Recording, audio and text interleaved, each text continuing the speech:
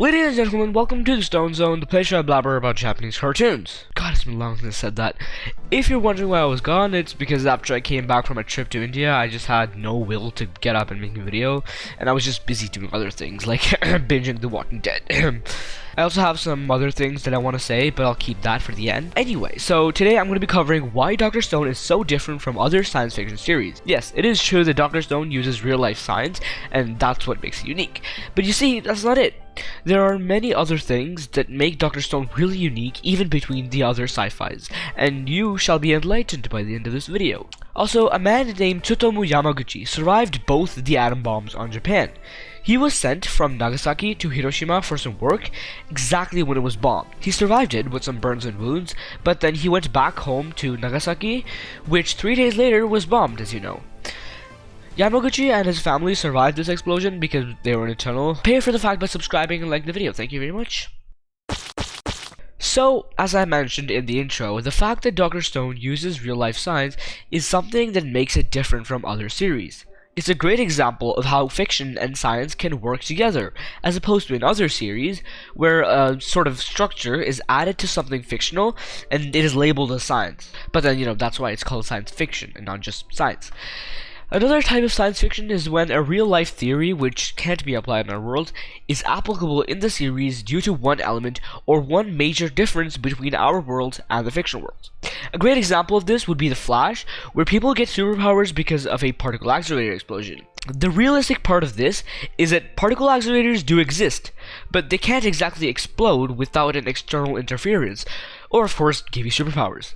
A particle accelerator is used to research one particle smack another particle at high velocities. Anyway, another thing is that the Flash can travel through time because he is faster than the speed of light, which in theory is possible. If you were to achieve the speed of light, you could in theory travel to the future, but not back. So with a little bit of plot convenience and inaccurate science, the Flash can travel through time.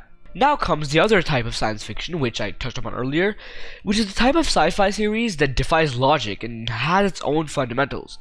An example of this would be Star Wars. To be honest, I don't even know how it is considered a sci-fi, but it is, and I can't do anything about it.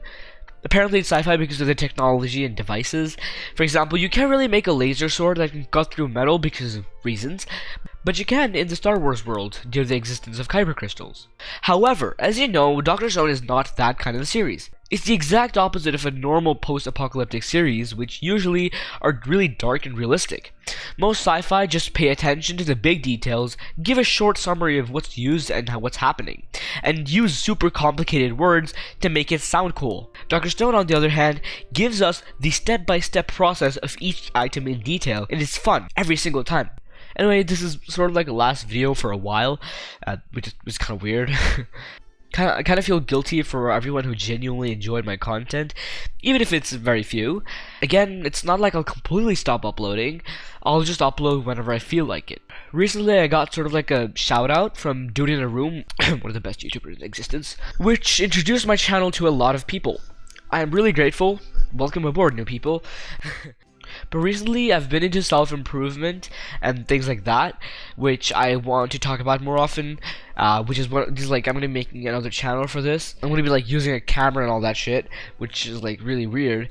But then yeah, again, I won't stop uploading like completely. The reason I don't want to make more videos is because I don't think I'm passionate about Dr. Stone. I'm not as passionate about Dr. Stone as I thought I was. I just really like the series, and I was like, sure, why don't I make videos about it? And I didn't understand how hard it would be. And it's like, I make videos about really small details, so I have to like force myself to somehow get to that 1,000 word limit, because if it goes under 1,000 words, it's like under 5 minutes, which is like not that cool. Anime is just not one of the things that I really want to talk about and that I enjoy talking about. So I'll be working more on that other channel. But yeah, I just really hope you enjoyed it until now. I'll still be making videos, as I said earlier. Please give me video ideas in the comments down below. Thank you very much.